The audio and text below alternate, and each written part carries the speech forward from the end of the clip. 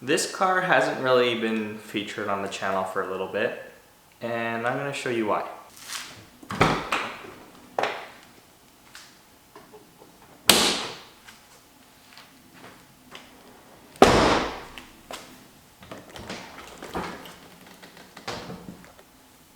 So as you can see, there's no engine. So you might be asking yourself, okay, well, why is it like this? How long has it been like this?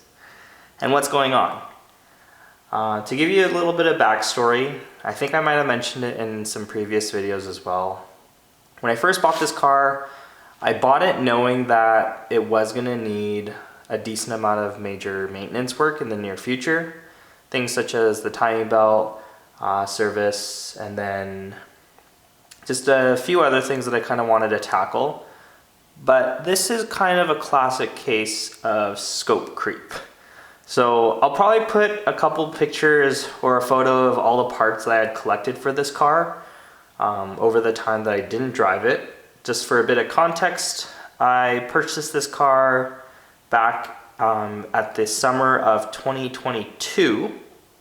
Drove it for kind of the rest of the season. I think I bought it in August, and then drove it for the rest of the season. And then I parked it pretty much in this exact spot for the next little while. So I didn't drive it at all last year. And then this year was when I was hoping to have basically a bunch of work done to get this car essentially road ready for a long time. That mainly included a timing belt service and then just a few other things kind of while we were in there. But then it just started to explode because I figured, okay, if the engine and transmission are going to be coming out of the car, why not do a little bit more? What's the one biggest detriment with these earlier NSXs is with the manual 5 speeds, the gear ratios are actually quite widespread. They were different for North America compared to the rest of the world. So a very popular option to go with an upgrade is the JDM gear set. So I ended up going that direction, purchased all the parts, decided not to do the NSX-R final drive because in my head, the amount of difference that it makes for the amount of money that you're spending wasn't necessarily worth it. We'll kind of see if I regret that decision in a little bit. But yeah, so I ordered all the parts that I needed for the transmission kind of at the same time, figured why not just refresh the transmission. This chassis has about 130,000 miles on it, or maybe a little bit more than that. So I figured things might be a little bit tired, let's just kind of refresh everything while we can. And then it kind of went, okay, well, since we're doing that, let's just try to see what else we can do.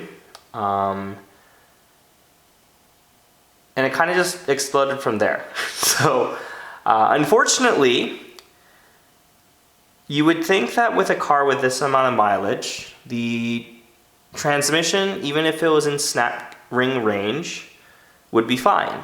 I didn't actually check to see whether this transmission particularly was in that range because given by the mileage, I figured if it was an issue, it probably had already been rectified at this point.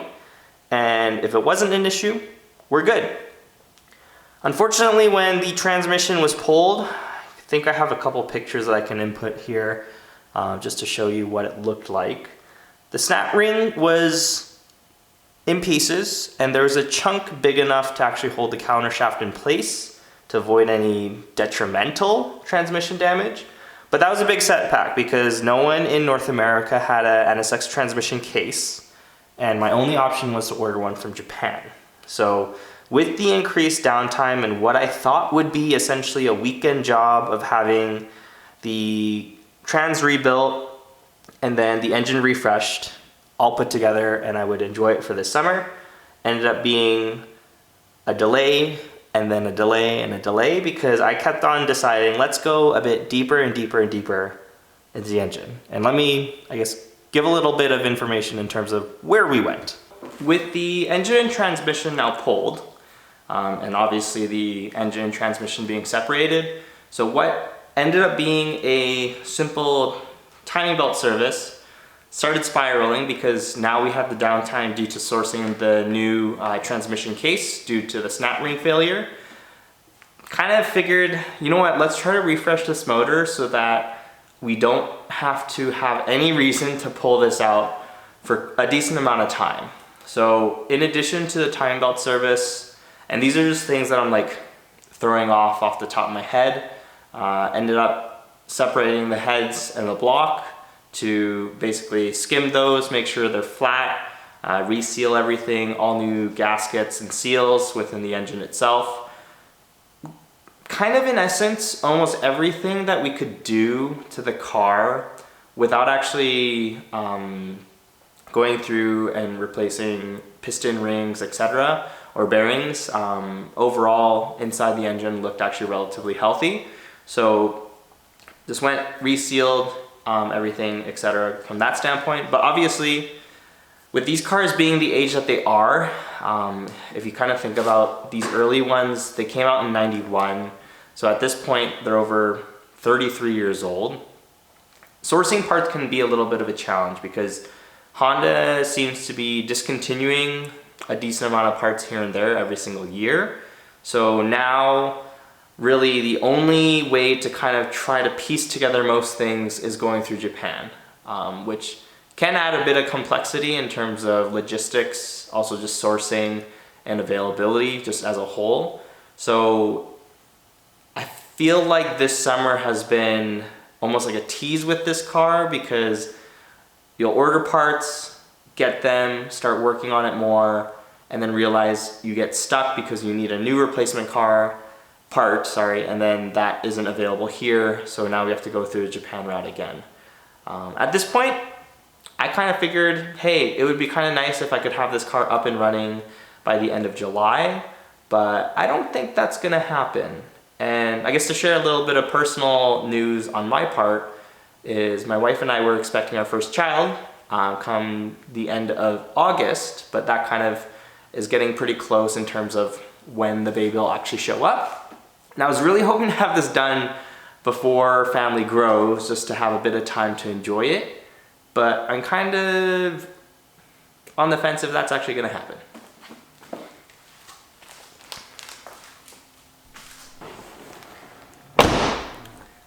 Feels kind of weird to be sitting in this car right now because it's been a while. So kind of overall, to sum up this experience or journey, I suppose, is I feel like when you have a scope, especially with project cars, it's very easy to kind of start creeping things out of proportion, and you start tackling more and more as you're getting into things because you think, oh, let's do this kind of once and right, but sometimes those things take time and you'll run into delays, but ultimately I'm just hoping that the end result is kind of what I'm hoping for. This car, it's interesting, I think you just always have that dream car so high on your bucket list, and then you have so much aspiration and you look so much forward to actually owning that vehicle. While I'm not saying that like I don't like this car per se, I haven't really, I guess, like fallen in love with it, if that makes sense. Whereas the S2000, I think it was a car that I knew I always wanted to own, but it was more kind of a stepping stone, being kind of a Honda guy and owning Civics beforehand, before jumping into my dream car being an NSX. But that S2000, I love to death. I probably will never sell that car. Whereas this, I haven't really gotten to that point yet. So it's kind of a big bummer to me that me trying to actually get to enjoy the car, and I know this sounds like a stupid first world problem, but not being able to drive this car this year is kind of putting a damper in terms of the ownership experience, and then obviously just dealing with the age of this car and then also discontinued parts is a bit of a challenge. But I'm really hoping at the end of the day, the end goal will all be worth it. I did have a few modifications for the car while we were all getting into that as well too. So, but really nothing, most of it is all just OEM rebuild stuff. But I do have a Koyo radiator as an upgrade for this, although if you watch any of Chris Lum's videos, it seems like fitment might be a little bit wonky in terms of the shroud. I might just try to do that myself. I have all this work basically tasked to a shop that I trust here in Calgary, but just with the delay, I think it'd be nice to kind of work on the car a little bit myself here and there. So we'll probably try to pick up the radiator and throw that in myself. The other thing is I picked up a set of Titech headers. So really looking forward to seeing how that changes the tone and the sound of the exhaust. I've heard a lot of clips, especially paired with the Titech headers, the Titech GT Lightweight that's on the car currently right now. And I think it's a pretty solid combo.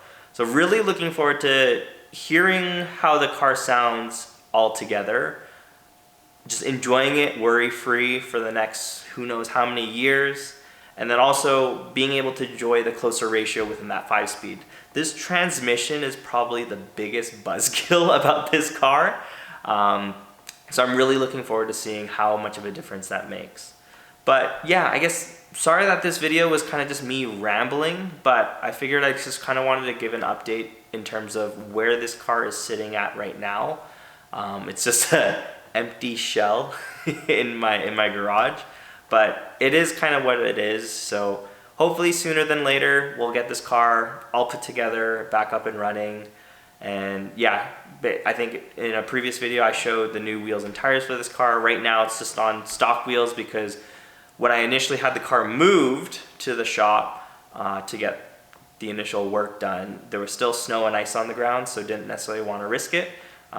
These tires actually have just cheapo winter tires as rollers, but yeah, hopefully we'll see a bit more content on this car this year. I have a few little things that I picked up that I'll probably be looking to install. But yeah, thanks for sticking around through this video. I know it's just a lot of talking, not really too much actually happening, but I'm really hoping that this car will make a bigger, I guess, presence on the channel, and that you guys can see more NSX content. But thanks again for watching, and catch you in the next video.